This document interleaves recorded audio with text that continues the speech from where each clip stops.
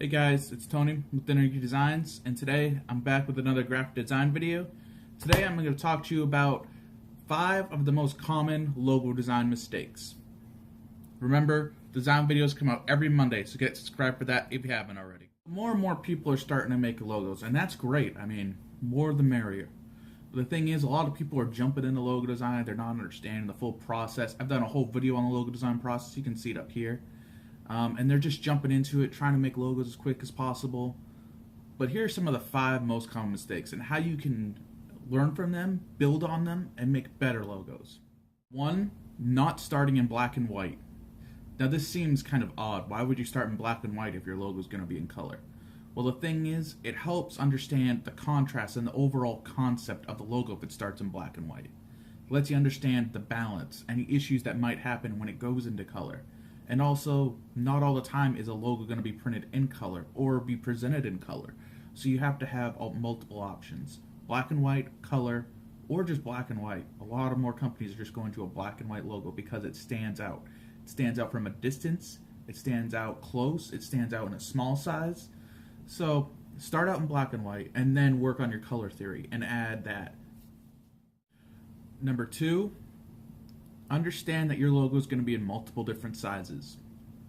Now, when a lot of people think of different sizes, they think of letterhead, they think of billboard, they think of website, but now they're not thinking about social media. I mean, think about it. You're in a 50 by 50 pixel square or circle. How is it going to look in that? How is it going to look on a smartphone, which is even smaller?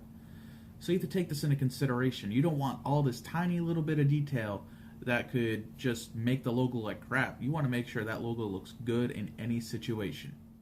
3, use legible type.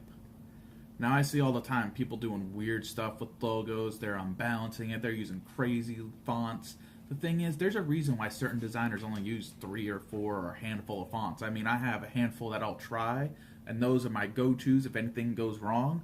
But I also experiment with some other fonts, but I make sure that it's legible. Not just legible on a 23-inch screen that I have over here, but legible on a small screen. Legible far away. You don't want too narrow of a font. You don't want too crazy of a font. You especially don't want Comic Sans. Everyone knows that. But number 4, understand color theory. Now, a lot of designers, they still have not grasped this completely. You need to understand color theory before you even call yourself a designer. You need to understand why you're choosing what colors. What is it going to do to the end customer? What is it going to make them feel? Is it going to make them feel happy, sad, hungry, angry? You need to make sure you're understanding what colors are doing to people. And you also need to understand not what are they doing to people, but how are they going to look at different distances.